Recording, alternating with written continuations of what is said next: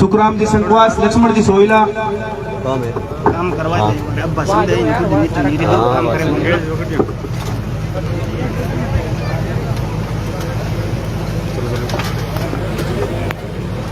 ओ hello, अरे भाई ऊपर बना दे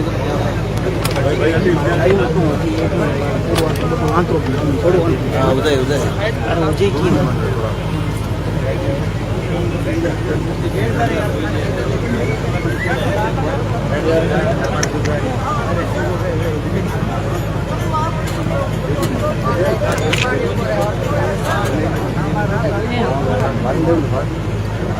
सामने देखो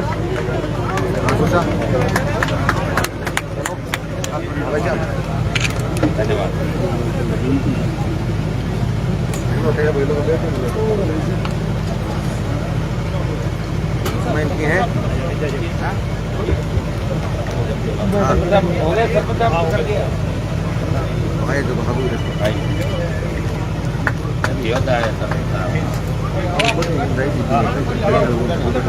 है जंग लड़कों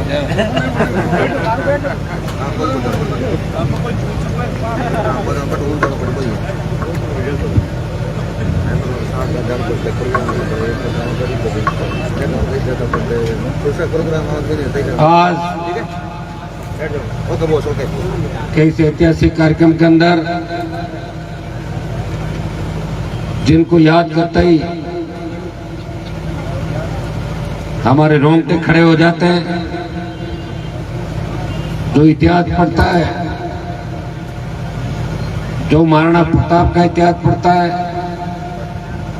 जो मेवाड़ और राजस्थान का इतिहास पढ़ता है, वो निश्चित रूप से राणा पूंजा भील के संघर्ष को, उस योद्धा के संघर्ष को जरूर पढ़ता है। उनकी कल जयंती थी और कार्यक्रम आज आपने आयोजित कराया। मैं धन्यवाद दूंगा भील सेवा समिति धनारी कला और समस्त ग्रामवासियों को कि आपने मुझे इस मुख्य अतिथि के रूप में आमंत्रित किया और विशेष रूप से भाई सोनलाल, नरेश नाइक, उनकी पूरी टीम, उन नौजवानों को इन्होंने शानदार जानदार कार्यक्रम का आयोजन किया और मैं 3-4 घंटे देरी से पहुंचा, फिर भी संख्या खूब तादाद के अंदर आप लोग इकट्ठा हुए और मुझे खुशी इस बात की है कि सर्व समाज के लोग राणा पूंजा भील की शहादत को, उनके संघर्ष को याद करने के लिए आज सर्व समाज के लोग यहाँ इकट्ठा हुए। मैं ताराराम जी को धन्यवाद दूंगा जो हमारे बाड़मेर से चुनाव लड़े लोकसभा का, बहुत मजबूत नेता है और ये मुझे पहले मिल जाते 5-7 साल पहले तो निश्चित रूप से विधानसभा और लोकसभा के अंदर हो। दुर्भाग्य से हमारा मिलन नहीं हुआ और वैसे ज्यादातर जिनसे मिलन हुआ वो छोड़ छोड़ के भाग गए। मुझे ये आदत पड़ गई लोगों की, लेकिन ये नहीं चाहते, ये समझदार है, बात को समझते हैं, उनको नॉलेज है इतिहास के बारे में। मैंने देखा लोगों को बैठे हुए, कई लोग 5 बार विधायक सांसद बने, उनको पता ही नहीं कि लड़ाई कब हुई, नींद लेते सोते रहते हैं। तो मैं इनको इतना ही आश्वस्त करता हूँ ताराराम जी को, आगे हम लड़ाई मिलकर लड़ेंगे, हमें लड़ाई लड़नी है राजस्थान की सड़कों पर देश के सिस्टम के खिलाफ। और एक मैं आपको आश्वस्त करना चाहूंगा कि पवित्र दिन जो हमारे लिए, मैं मेवाड़ के अंदर वल्लभनगर के चुनाव में गया था, जिस तरह मैंने वहां के पहाड़ देखे, जिस तरह बच्चों की वहां जीवन शैली, भील समाज के 10 कार्यक्रम के अंदर में गया था और एक तो मैंने नृत्य भी मैं भी शामिल हुआ था कि वीडियो वायरल हुआ था, आपने देखा भील समाज ने बहुत बड़ा कार्यक्रम किया था, गौरी नृत्य उसके अंदर। और वहां उनका जीवन और संघर्ष देख के हर कोई कह सकता है कि राणा पूंजा भील की लड़ाई को भुलाया नहीं जा सकता। हिंदुस्तान की राजनीति के अंदर उस व्यक्ति को जो स्थान मिलना चाहिए वो स्थान और सम्मान आज तक नहीं मिला। मैं आपको विश्वास दिलाता हूँ कि आने वाले समय के अंदर पार्लियामेंट के अंदर भी राणा पूंजा भील की आवाज गूंजेगी। राणा पूंजा भील के सादत की गूंज आपको लोकसभा के अंदर सुनाई देगी। और मैं दिल्ली की सरकार से मांग करूंगा कि जिस तरह का सम्मान हल्दी घाटी के युद्ध के अंदर महाराणा प्रताप को मिला, वही सम्मान राणा पूंजा भील को मिलना चाहिए। ये मैं आवाज उठाऊंगा। और उनसे हमें निश्चित राज्यों में बंटा हुआ देश, अलग संस्कृति, अलग अलग भाषाएं, अलग अलग जातियां, सीधे लोग इस हिंदुस्तान के तबियत तय हुआ कि अब जब हिंदुस्तान नया बनेगा, जब अंग्रेज छोड़ के जा रहे थे तो हिंदुस्तान का संविधान क्या होगा, हिंदुस्तान का ढांचा क्या होगा, या इलेक्शन के माध्यम से किस तरह लोग चुने जाएंगे, किस तरह लोकसभा होगी, किस तरह विधानसभा होगी, संविधान हर आदमी को क्या अधिकार देगा, क्या उसके मौलिक अधिकार होंगे जो उसे उस शासन से अलग रखेंगे कि उसका मौलिक अधिकार है। तब ये बात चली कि मतदान का अधिकार अनपढ़ लोगों को नहीं दिया जाए, अनपढ़ लोग वोट नहीं डालेंगे। बात चली, तब बाबा साहब ने कहा कि अगर अनपढ़ लोग वोट नहीं डालेंगे तो गुलामी की जंजीरों से मुक्त हुआ है भारत। और यहाँ ज्यादातर लोग अनपढ़ है हिंदुस्तान के अंदर। अगर ये वोट नहीं डालेंगे तो अंग्रेजों के राज के अंदर और चुनी व्यवस्था के राज के अंदर कोई अंतर नहीं होगा। और बाबा साहब के वीटो के बाद ही अनपढ़ व्यक्तियों को वोट का अधिकार मिला। ये ताराराम जी ने बात सही कही कि हम पोलिंग बूथ में जाकर जो वोट से अपना नेता चुनते हैं उसमें डॉक्टर भीमराव अंबेडकर का सबसे बड़ा योगदान था। इसलिए देश की प्रत्येक जाति, देश का प्रत्येक नेता उन्हें श्रद्धासुमन अर्पित करता है, उन्हें श्रद्धांजलि अर्पित करता है और उनके जयकारे लगाता है। बाबा साहब किसी जाति के नेता नहीं, बाबा साहब हिंदुस्तान के अंदर संविधान, नया संविधान लाने वाले वो नेता थे जिन्होंने आपको वोट का अधिकार दिया। और अगर वोट का अधिकार नहीं होता तो मैं तो मेरा ही बता दूं और पुराने बता दूं कि हम यहाँ नहीं होते। वोट नहीं लागता क्या वोटों के लिए तो सारे घूम रहे हैं यहाँ पे। वोट नहीं हो, वोट का अधिकार नहीं होता तो भजन लाल नहीं होता, तो दूजा ही बैठता फिर सीएम कुर्सी में। भाई वोट का अधिकार नहीं तो भजन लाल को सीएम बना तो बेचारा था ना। अगर वोट का अधिकार नहीं होता तो हमारे लोग SC ST OBC के लोग हाई कोर्ट के जज नहीं होते, DG नहीं होते, सेना के अंदर जनरल नहीं होते, और इस तरह जो उड़ान भर रहे हैं हम वो नहीं बढ़ते। तो वोट से तो सब कुछ हुआ लोकतंत्र के अंदर। और ये चुनी हुई सरकार है वही फैसले करती है। आज सबसे ताकतवर कोई है, लोग तो कहते हैं कि विधायिका, कार्यपालिका, न्यायपालिका, नहीं, विधायिका ही सबसे ताकतवर है। अगर विधायिका ठान ले कि हमें ये कानून बनाना है, वो कानून बढ़ जाता है। कोर्ट का काम तो कानून की पालना करवाना है। काम सबसे मजबूत कौन हुआ? विधायिका। लेकिन हमारे लोग कमजोर हैं, इतने कमजोर के तो गुलामी, लोगों के खून के अंदर गुलामी है, लंबी गुलामी, लंबी मानसिकता बदल नहीं सकती, लंबा समय लगेगा। शाम को क्या खाया सुबह भूल जाते हैं, सुबह क्या खाया दूसरे दिन कल का ही खाया ध्यान ही मन, तो ये चल रहा हड़ा बोड़। तो ये हड़ा बोड़ का ही सिस्टम है मेरे भाई। मैं 2018 के अंदर पार्टी बना के लड़ा, 3 सीट आई, 5 साल में मोदी और अमित शाह से लड़ा, देश में लड़ा, वापिस 1 पे आ गया। 20 साल लड़के जहाँ पहुंचा वहाँ वापिस आ गया। तो मुझे लग रहा है कि मैं लड़ाई क्यों लड़ी, 20 साल क्यों खराब किए। मैं भी सत्ता में शामिल होता, आपके शेखाव जी मंत्री बन के घूम रहे, वो दूसरे घूम रहे, मैं भी 3-4 बार मंत्री बन जाता और फिर ठोकर मार के फिर आ जाता कि मैं आपके साथ हूँ। तो कम से कम मौज मस्ती तो करता सरकार के अंदर। जो लोग सरकार में मौज मस्ती कर रहे हैं और क्या कर रहे हैं, मजे ही ले रहे हैं सरकार के भाइयों।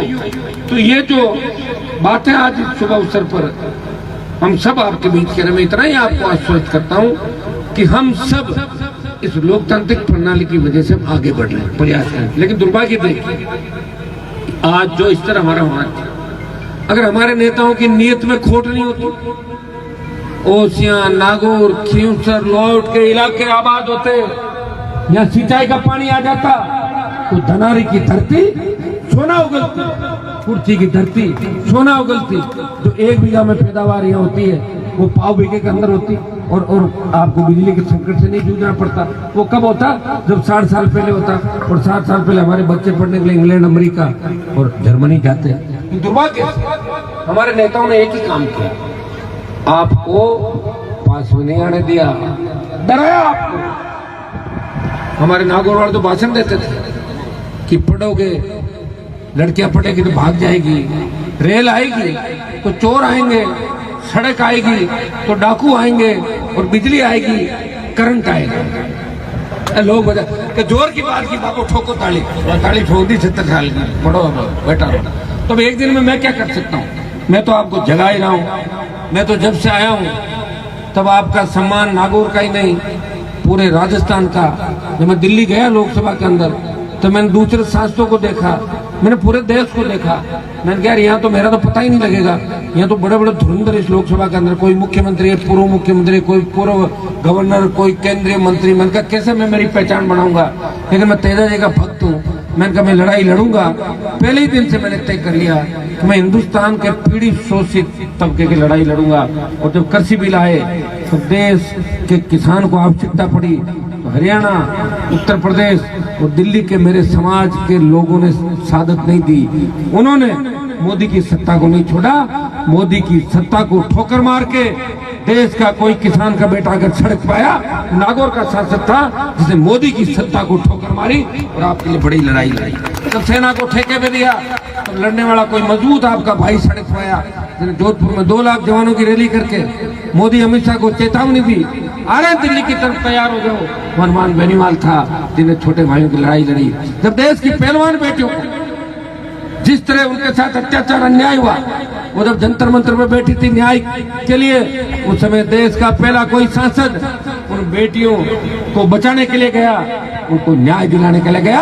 वो नागौर का सांसद आपका भाई था, उन पहलवान बेटियों को न्याय दिलाने के सबसे पहले सड़क पर गया।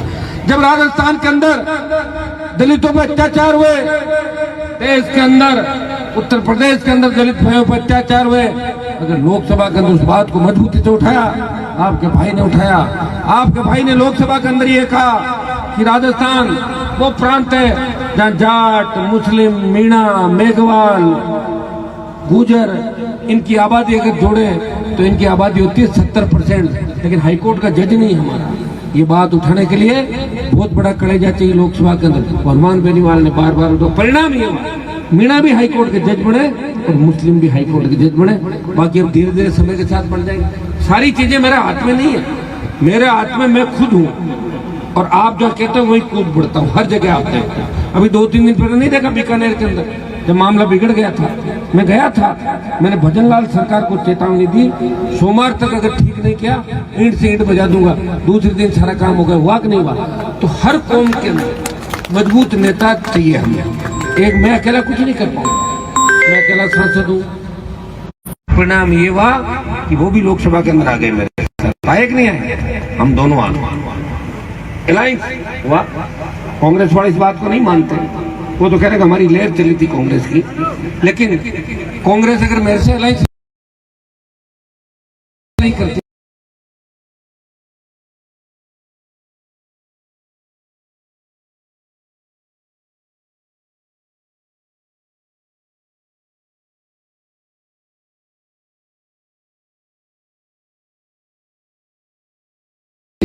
तो कांग्रेस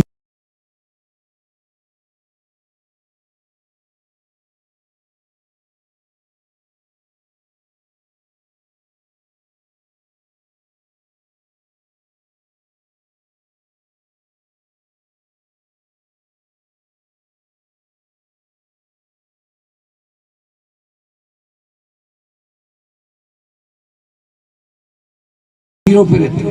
कांग्रेस को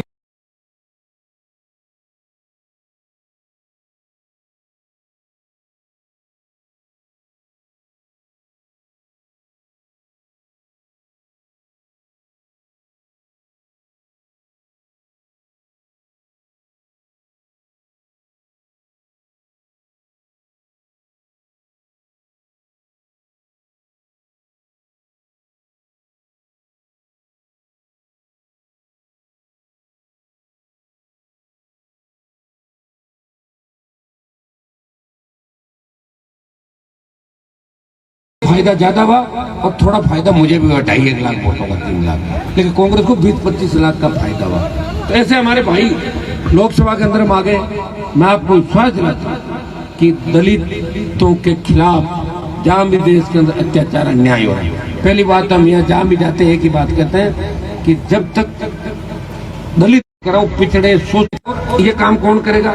हम लोग करेंगे, अलग अलग समाजों के लोग करेंगे। मैं जाट राजपूतों के अंदर कई बार बीच में बड़े गाँव में जाता हूँ, उनको भी कहता हूँ कि तुम यार कम से कम समझदार समाज हो, तुम तो ध्यान रखो, तुम ऐसा कोई करते काम मत करो जिससे लोग हमारे पे उंगली उठाए कि आप उस समाज से आते हो, उन्होंने ये अत्याचार अन्याय किया। ये मूर्तियां तोड़ने की जो घटनाएं बार बार होती है, कभी नहीं होनी चाहिए।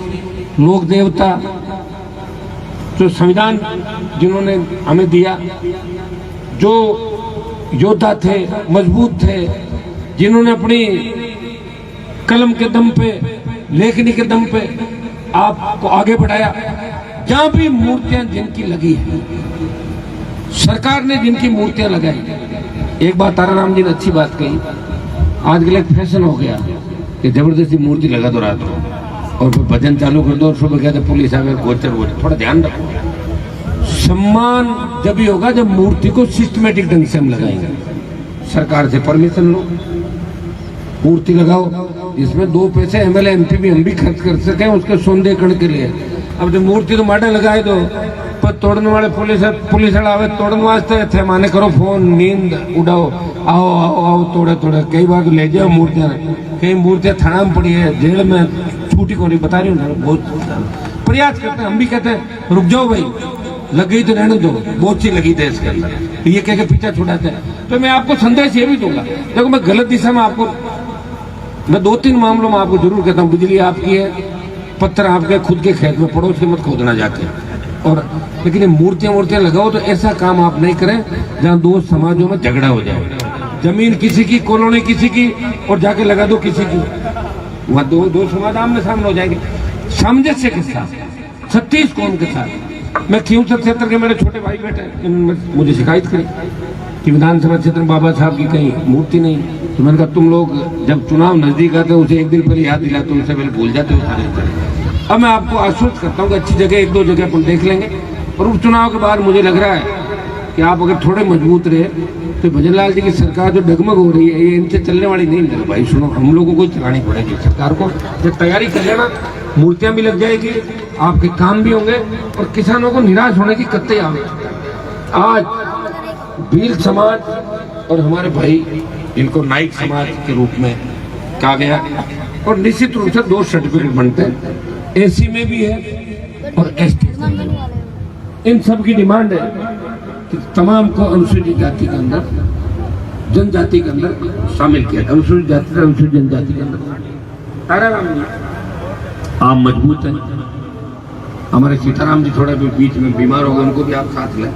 जितनी भी टीमें आपकी गंगानगर, हनुमानगढ़, बीकानेर, नागौर, चूरू, बाड़मेर, जोधपुर, और फिर आपका मेवाड़ आ गया, पूरा भील प्रदेश, तमाम लोग आप एक साथ हो जाएं, आप आंदोलन करें, मेरा समाज और 36 कौम आपके साथ खड़े मिलेंगे, आपको न्याय दिलाएंगे, आपकी जो मांग होगी उस मांग को पूरा करेंगे। और लोकसभा का इस बार जब सत्र होगा, मैं कागज लेके जा रहा हूँ सारे में, इनको अच्छी तरह पढ़ भी लूंगा एक बार कागजों को, तो बहुत अच्छे तरीके से हर चीज इसके अंदर लिखी है, और इस चीज के हिसाब से तो 100% आप जो बात कह रहे हो वो सही है, और आपकी मांग वाजिब है। तो मैं पार्लियामेंट के अंदर मामला उठाऊंगा, एक तो राणा पूंजा भील को देश में सम्मान मिले, और देश के प्रमुख जो शहर है, मैं कह रहा हूँ चलो देश छोड़ो, भी राजस्थान के जो प्रमुख शहर है वहाँ 4-5 जगह राणा पूंजा भील की प्रतिमाएं, मूर्तियां लगाओ अच्छे चौराहों पे, ताकि नई पीढ़ी को ये प्रेरणा मिले कि ये व्यक्ति किसकी। जब अपन देखते हैं कहीं मूर्ति लगी होती है और अच्छी मूर्ति लगी तो अपन रोक कर देखते हैं कि ये मूर्ति किसकी है, इस योद्धा ने क्या काम किया था। लेकिन दुर्भाग्य से भाइयों, अपना इतिहास लिखा किसने था? मुझे तो लग रहा है कि अपने जो लोक देवता थे वो भी लोग चुरा के ले गए, कई तो अपने थे, दूसरे लोग हमारे थे, तो हमारे कह दिए, हमारे कह दिए, अब कौन है लिखने वाले, लिख दिए, पढ़ गए, पाठ चल गए अच्छी तरह। अगर मामला अब धीरे धीरे समझ आ रही है आप लोगों की, तो धीरे धीरे समझ आएगी, तो निश्चित रूप से हम हमारे लोक देवताओं को बचा लेंगे, हमारे योद्धाओं को भी बचा लेंगे, और गलती से कोई इधर उधर हो गए उनको भी वापस लेके आ जाएंगे अपनी तरफ। आप चिंता नहीं करें, जब भी भूल सुधार, ये पुलिस वाले खड़े जांच करते हैं ना, मान लो 3 जांच होगी, चौथी जांच और करके 3 गला, चौथी में जो करके कोर्ट में पेश कर दी वही मानी जाती है। 3 गई, 3 में FR, चौथी में चालान, 3 में चालान और चौथी में FR। तो लास्ट जो होता है वही होता है। अब लास्ट जो हो जाएगा वो ठीक होगा और आप लोग करोगे निश्चित रूप से। मैं किसी जाति की भावना को ठेस नहीं पहुंचाना चाहता, लेकिन हर जाति का इस लोकतंत्र में अधिकार है कि वो अपना इतिहास और इतिहास के अंदर सबूतों के साथ, ऐसा नहीं होता हर व्यक्ति अपनी चीज लेके बैठा। और राजस्थान तो कितना अच्छा, बताओ कितना सामंजस्य हमारे अंदर। हम ये लोक देवताओं में नहीं देखते, राम साहब पीर का जयकार हम सब लगाते हैं। बाबूजी महाराज का हमारे कुर्सी के अंदर लेके मैं कह रहा हूँ, मेरे गांव में तमाम जगह बाबूजी का जयकारा लगता है, गोगा जी का जयकारा लगता है, तेजा जी का जयकारा लगता है। मैं कह रहा हूँ तमाम जगह सर्व समाज जो लोग गांव में रहते हैं उनके मन में कोई भावना किसी तरह की नहीं, लेकिन बड़े लोग पॉलिटिकल तरीके से अगर बांटने का काम करते हैं, जब वो सोचे कि हमारे ही जयकारे लगे और हम किसी के नहीं लगाए, वो तो संभव नहीं। अगर जयकारे लगेंगे तो हमारे भी जयकारे लगाने पड़ेंगे, तब बराबरी का मामला होगा। भाई हमारे भी लग रहे हैं और हम लगा रहे हैं, तब बराबरी का होता है। जब भी कोई समझौता होता है तो उसके अंदर ही तय होता है कि बीच का रास्ता क्या होता है। तो मैं इस अवसर पर इतना ही आपको कह सकता हूँ कि आपने जो एक शुरुआत करी, भोपालगढ़ के अंदर भी शायद एक कार्यक्रम रखा, एक जगह रख लेते ज्यादा बढ़िया था। अभी तो तुम्हारे अंदर बच्चों में एक चीज बन जाए कि बहुत गुटबाजी। मैं तो परेशान हो गया तारा राम जी बच्चों से। थोड़ा सा इनको तैयार करता हूँ, थोड़ा सा बराबर लाता हूँ, इसे 10 मिनट में गुटबाजी के अंदर उलझ जाता है। छोटी छोटी बातों में नाराज हो जाता है। भाई तुम मेरे से नाराज क्यों है कि आपने उसको गाड़ी में बिठा लिया, तो आगे बैठ जाना, तेरे क्या देखो उसको उतार के तुझे बिठा लूंगा। हाँ ये बात तो सही है, इसमें समय बहुत लगेगा। मैं तो क्या 3 से 1 पे आ गया, वो डर लगता है मुझे तो आजकल। 3 से 1 पे आ गया। अभी लोकसभा का चुनाव था, गठबंधन नहीं होता तो पूरा ही गड़बड़ कर देते। बाड़मेर के अंदर मैंने देखा, बताओ किस लोगों ने वोट डाल दी लोकसभा में। अरे वोट कैसे देते हो आप, ये तो बताओ भाई। हवा में देखे फिर भूल जाते हो क्या आके। मुझे कायदे से तो वोट मिलनी थी तो 9 लाख यहाँ पे,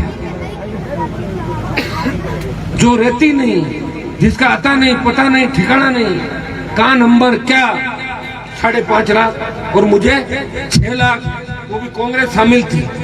अगर कांग्रेस नहीं होती, आरएसपी से लड़ लेता ना तो थक जाता बीते, है ना, थाक चेक तो 1.5 लाख हो, इतना ही होता। और क्या होता, मुझे पता था कि अभी तुम उतने मजबूत नहीं हो जितना, इसलिए मुझे अलायंस करना पड़ा। बिना मन के बेमेल अलायंस की इच्छा नहीं थी, मजबूरी के अंदर करना पड़ा, क्योंकि भारतीय जनता पार्टी को राजस्थान के अंदर सबक सीखना था। इस किसान विरोधी मोदी सरकार को सबक सीखना था। मैंने लोकसभा के अंदर कहा गृह मंत्री को, मैंने कहा आ जाना राजस्थान, बता देंगे तुम्हारे को 15 पार नहीं करने देंगे। और कांग्रेस के नेताओं की अगर नीयत साफ होती तो कोटा के अंदर भी कांग्रेस जीतती, जयपुर में कांग्रेस जीतती, बीकानेर में कांग्रेस जीतती, अलवर में कांग्रेस जीतती, और 5 सीट और आती, 11, 5, 16 सीट होती। लेकिन दुर्भाग्य से कांग्रेस भी धड़ों में बटी हुई है। एक कोई अशोक गहलोत गुट, कोई पायलट गुट, एक बीच में हमारे रुमाल हिलाता है सुपर डुपर, वो कह रहा मेरा अलग गुट। तो 3-3, 4-4 गुट हो गए। तो फिर भाई ये 11 आई वही ठीक है, 0 से तो 11 ठीक है। अब मेरा तो कोई कहते नहीं कि हनुमान जी की वजह से, वो तो कह रहे हैं हमारी वजह से सब कुछ हो गया। तो मेरे क्या मेरे वोट थे ही नहीं क्या राजस्थान में? 10 लाख वोट मिले थे मेरे को, क्या वैसे ही चले गए? तो वोट डालने में गए होंगे ना लोग, 10 लाख के 15-20 बटे होंगे ना वोट के। 70 लड़ाए, 150 लड़ाता तो ज्यादा वोट आता। तो भाइयों ये दुर्भाग्य है, क्योंकि राजस्थान में किसी ने लड़ाई लड़ी नहीं। सारे लोग कहते थे राजस्थान में 2 ही पार्टी, कांग्रेस और बीजेपी, तीसरी पार्टी नहीं। तो हमने पार्टी बनाई, आरएलपी पहली राजस्थान की पार्टी है जो किसान के बेटों के संघर्ष, किसानों के संघर्ष से बनी है।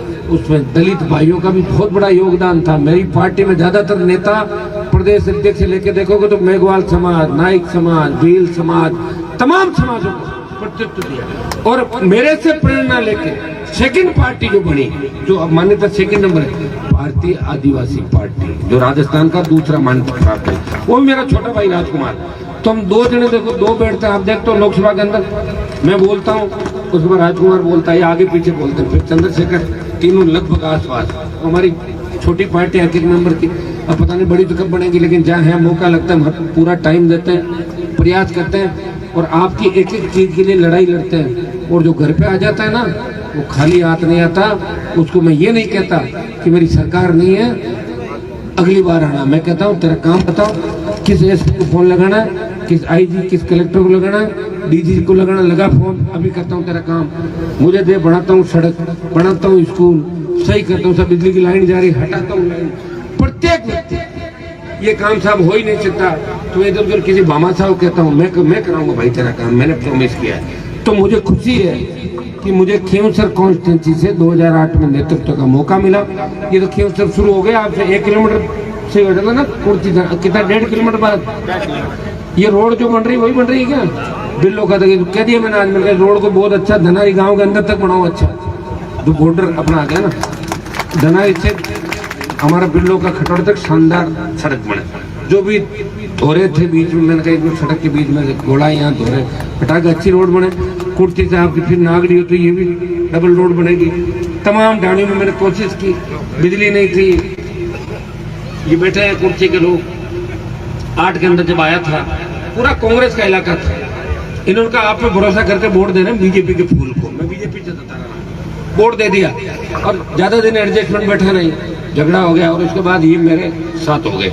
और फिर मैं चाहे कैसे ही लड़ा, 13 में अलग चिन्ह आया, 14 लोकसभा में आया, 18 पार्टी बना गया, 19 में फिर आया, फिर छोटा भाई आया मेरा, फिर 23 में मैं आया, 24 में मैं आया। तो इन्होंने कभी ये नहीं देखा हनुमान जी का चिन्ह कौन सा है, इन्होंने मुझे देखा। अंतर छोटे मोटे कम ज्यादा होते रहे, लेकिन लगातार 8, 13, 14, 18, 19, 23, 24 8 बार लगातार आपने मुझे वोट देके देश में संदेश दिया कि हमारे नेता को हम गिरने नहीं देंगे, चाहे मोदी आ जाए, चाहे अमित शाह, और चाहे कांग्रेस आ जाए, चाहे बीजेपी, वो हमेशा खुद यहाँ से जिंदाबाद रहेगा। आपने मुझे जिंदाबाद रखा हमेशा। मैं नहीं गया था प्रचार करने गाँव का, फिर भी आपने मुझे कह दिया कि मान लिया हमने, आप वोट की अपील कर दोगे वही वोट दो। और तमाम लोगों ने मिलकर चुनाव लड़ा, और मैं भी आपके लिए लड़ रहा हूँ, मेरे लिए नहीं लड़ रहा। मेरे लिए लड़ता तो 3 मई में तो वसुंधरा से क्यों लड़ता? फिर वसुंधरा का मेरा क्या झगड़ा था? मैं भी सरेंडर हो जाता दूसरे जैसे लोग हुए।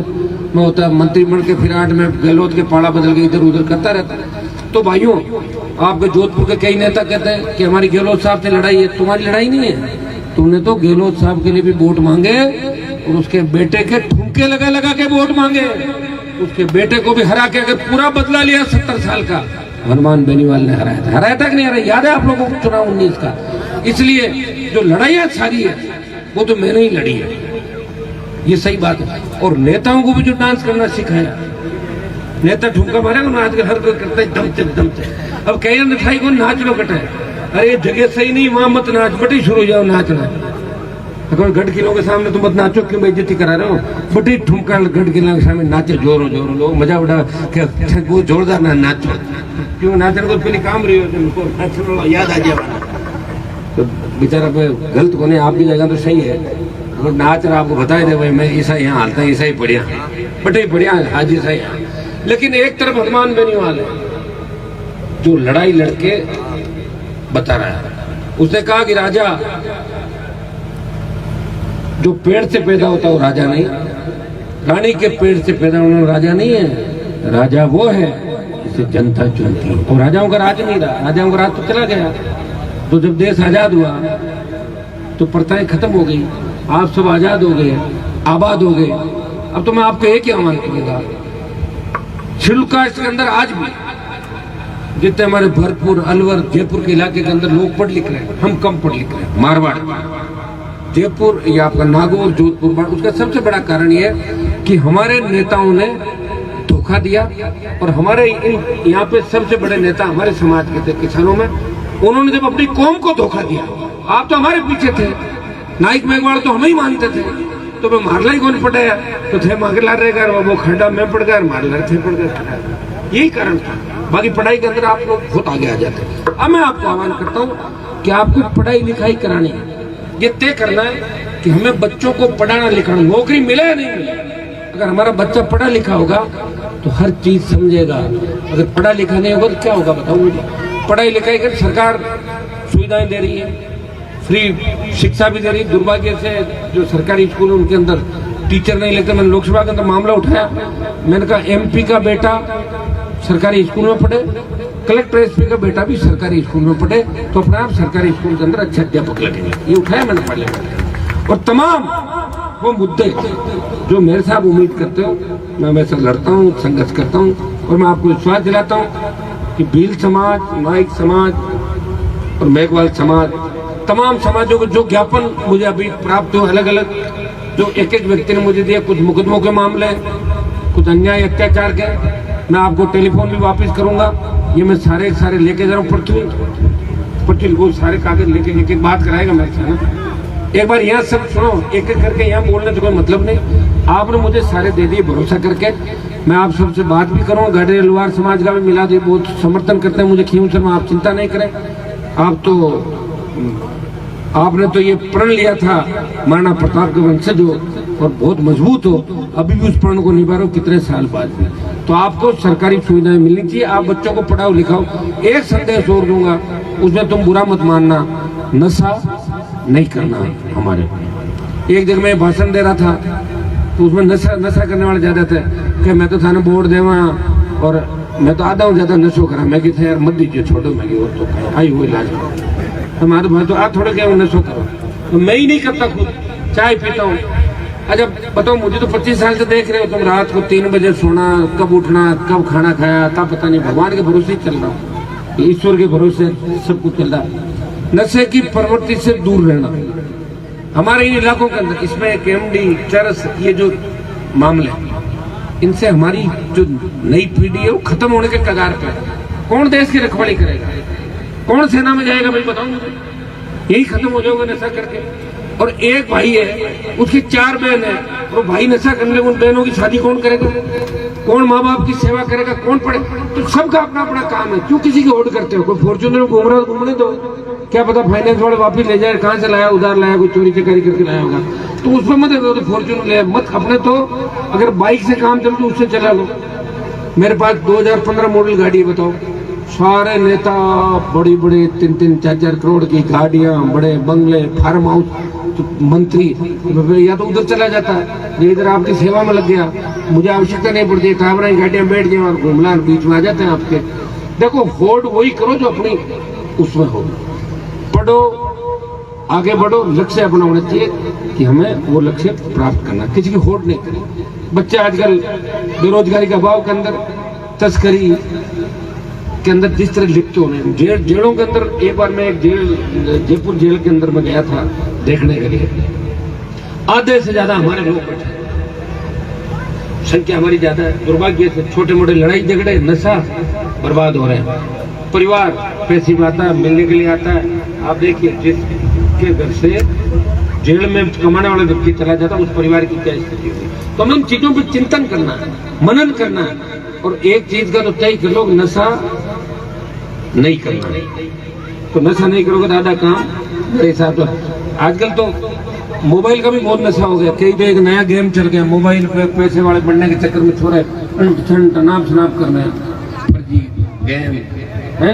तो ये नहीं करना भाई, फिर पुलिस पकड़ के ले जाती है, फिर घर वाले बेचारे परेशान होते हैं। पहले तो घर वाले कहते नहीं कि कहीं काम करे, छोरो बहुत बढ़िया काम करे, बहुत अच्छा कमावे कटो गए, मैंने बढ़िया गाड़ी खरीदी रही। अरे वो तो ऑनलाइन गेम और जुआ सट्टे का काम करा। भाई मारे जाओगे कि मोबाइल को किस किस से बात कर रहा है, ये ड्यूटी माँ बाप की है। अगर ये सारी काम अपन कर लेंगे तो निश्चित रूप ठीक होगा। मैं तो अपनी बार लोकसभा में एक मामला जरूर उठाऊंगा कि बेटे बेटियों को ये अधिकार तो है कि वयस्क होने पे शादी अपनी मन मर्जी से करे। लेकिन कई जगह मैं देखता हूँ कि बेटियां कोर्ट में ये कहती है कि ये किसके माँ बाप है, मैं तो इसको पहचानती नहीं। तो गलत बात है। पैदा करके 20 साल तक पालो, और ये अधिकार नहीं है भाई। गोद में ही शादी कर लेते हैं, एक गोद में शादी। जहाँ पहले तो 4 समाज में भी 4 गोद छोड़ते थे क्योंकि आनुवंशिक बीमारियां नहीं हो। ये संस्कृति ऐसे ही थोड़ी बनी भारत की। विश्व गुरु कैसे भारत था, भारत ऐसे ही थोड़े हिंदुस्तान। तो हमें इन चीजों के बारे में बोलना पड़ेगा। बोलेगा कौन? कोर्ट ने कह दिया, दूसरा कौन बोलेगा? मैं बोलूंगा सबसे पहले। अब की बार पार्लियामेंट के अंदर यही मामला उठाऊंगा सब ज्यादा कि माँ बाप का अपनी बेटी पे उतना ही अधिकार है जितना खुद का उसका अपने ऊपर अधिकार है। बेटे पे माँ बाप का उतना ही। अगर माँ बाप नहीं होंगे तो बेटा बेटी कहाँ से आएंगे? पालन पोषण करके बड़ा करते हैं। हाँ, 19-20 स्वतंत्रता का मौलिक अधिकार ये सही है, तो शादी अपनी मर्जी से करे। लेकिन शादी मर्जी से ऐसे कैसे कर सकती है? अपना धर्म अलग है, व्यवस्थाएं अलग अलग, धर्मों में अलग अलग नियम है, अलग अलग उनके धर्मों के कानून बने हुए। तो इन चीजों पे भी विचार होना चाहिए। कौन करेगा? समाज सुधार वाले हमें कह दोगे, हम चुप होकर बैठ जाएंगे कि जे कोर्ट ने कह दिया। अरे भैया, कोर्ट ने अगर कह दिया तो कोर्ट का कावा भी कानून बदल के नया कानून बन सकता है देश की पार्लियामेंट के अंदर। बहुत से कानून कोर्ट के कहने के बाद भी बदले, लेकिन कोर्ट से अगर कोई बना है वो है विधायिका, वो है लोकसभा, जो न्यायालय से भी बड़ी है और विधायिका भी सबसे बड़ी है। आपको पता है इंदिरा गांधी ने इमरजेंसी लगा दी थी, याद है आप लोगों को? कहाँ गए थे कोर्ट कचहरी उस समय? सोई गए कोर्ट। अरे आपको याद होगा जबरन खेतों में पटक पटक के नसबंदियां करती थी लोगों की उस समय। ताराराम जी, इमरजेंसी का जो खेल था, तब कोर्ट कहाँ गए थे? हिंदुस्तान का जवान पूछना चाहता है उस समय न्यायालय कहाँ गए थे जब इंदिरा गांधी जी ने इमरजेंसी लगाई?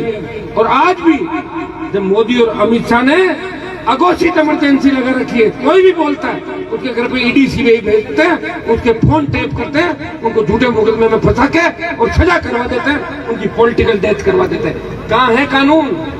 इसलिए हमें सोचना होगा और मजबूत लोगों को वोट के माध्यम से जिंदा रखना होगा। इसलिए ध्यान रखो, आप सब कुछ नहीं मांगते, जब वोट मांगने आए तो याद रखो कि वोट किसको देना है।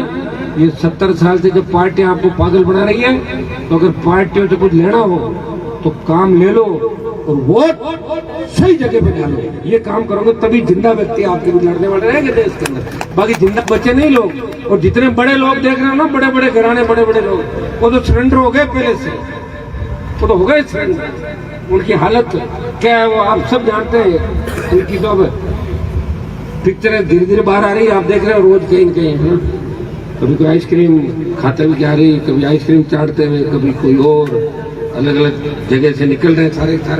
सारी चीजें हैं भाई, आप सबको ध्यान रखनी है। और ये इसलिए होगा क्योंकि जनता का जिसने अपमान किया, जनता को जिसने धोखा दिया, इस पर उनका ध्यान रखें। और जो जनता के साथ है, ईमानदारी से लड़ रहा है, उसकी भगवान मदद। खरनाल के मेले के अंदर देखा नहीं कि सरकार क्या चाह रही थी कि झगड़ा हो जाए, 5-10 मर जाए और हनुमान को बदनाम कर दो। लेकिन तेजाजी महाराज की कृपा मेरे ऊपर है, वो भी गया, सब कुछ ठीक हो गया और पाप जिनको लगना लग गया और मामला ठीक हो गया। बाड़मेर में जब मेरी गाड़ी पर हमला कराया था, उस समय मुख्यमंत्री के इशारे पे वहां के लोकल मंत्रियों ने कहा कि झगड़ा हो जाएगा, 5-10 मरेंगे आपस में। पुलिस मौजूद थी, पुलिस की मौजूदगी में फायर, तलवारों से हमला, लेकिन चोट नहीं आई। वो भी हमला इसलिए कराया कि आपस में लड़के 5-7 मर जाएंगे और हनुमान को बंद कर दो। लेकिन हनुमान पे तेजाजी महाराज की कृपा है, तमाम शेड्यूल कास्ट के भाइयों का आशीर्वाद है, दुआ है कि हनुमान मजबूत रहना चाहिए। इसलिए झगड़े और ये बदमाश जीते राजस्थान के अंदर मैंने सब देख लिया, और जिसके पीछे पड़ा उसको ठीक किया, जिन नेताओं के पीछे पड़ा उनको दिन में तारे दिखाए, वसुंधरा को राजनीति भुला दी, और कई जो लोग थे इधर उधर भाग गए। ये तो भजन मंडली है, ये भजन मंडली तो 1 महीने 1.5 महीने बाद उपचुनाव तक है, उसके बाद नजर ही नहीं आएगी आपकी। ये मैं आपको विश्वास दिलाता हूँ।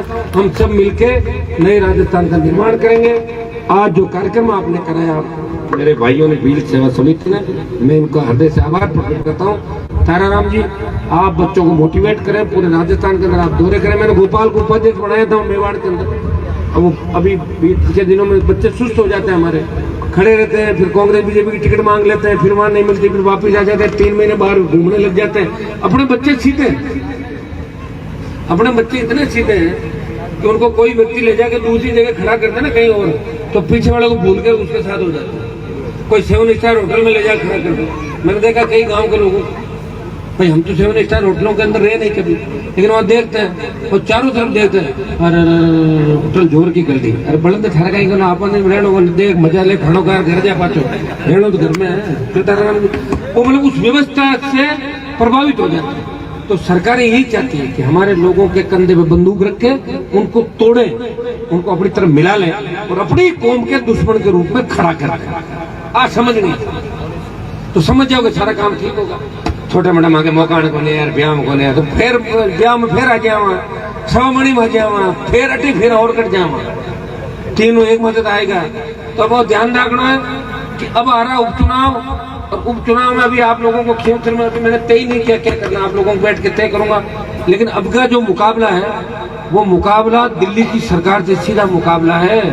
कमजोर नहीं पड़ोगे। धनारी वाले मेरा ध्यान रखने के लिए इधर कुर्सी के आसपास के इलाके में आ जाओगे ना सारे लोग आप आ जाना, क्योंकि मैं ही वो व्यक्ति हूँ जो आपके ताराराम जी को भी उधर लेके जाऊंगा लोकसभा विधानसभा की। ताराराम जी नहीं, मेघवाल समाज से, रेगर समाज से, तमाम समाज, सर्व समाज से। दोनों बार जब पार्टी बना कर लड़ा तो 3 राजपूत समाज के कैंडिडेट भी मैंने उतारे, टिकटें दी, वोट मांगे तमाम राजपूत समाज से लेकर तमाम समाजों को, ब्राह्मण समाज। तो भाइयों जब हम बड़ा मन रख के पार्टी बना के हम जब लड़ते हैं तो हमारे लिए एक जाति नहीं रहती। हाँ ये सही, मैं जिस जाति में मैंने जन्म लिया वो जाति मेरे लिए गौरव महसूस करती है अगर मैं अच्छा काम करूंगा। और मैं उन दो काम करूंगा ना, जैसे बेटा बेटा रोग पापो काट जो रे मारिया माने मारिया ओसे बाद में बहुत ज्यादा अच्छी तरीके से जाना होता, बहुत तकलीफ पड़ी आप।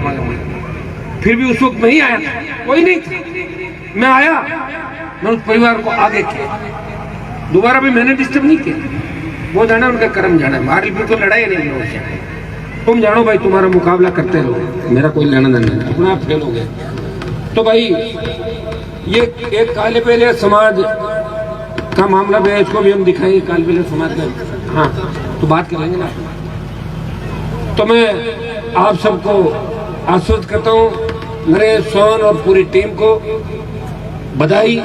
और भोपालगढ़ के अंदर जो हमारे कार्यक्रम करे भाई उनको भी बधाई, लेकिन एक आध जगह कार्यक्रम रखते तो और बढ़िया। वैसे तो ये कार्यक्रम बहुत बड़ा दे कि बहुत बड़ी संख्या के अंदर सर्व समाज के लोग हैं। इसका मतलब राणा, पूंजा, भील आपके जरूर है, लेकिन वो हम सब के हैं। इसी भावना के साथ हमें राजस्थान को आगे बढ़ाना। बहुत बहुत धन्यवाद। जय हिंद।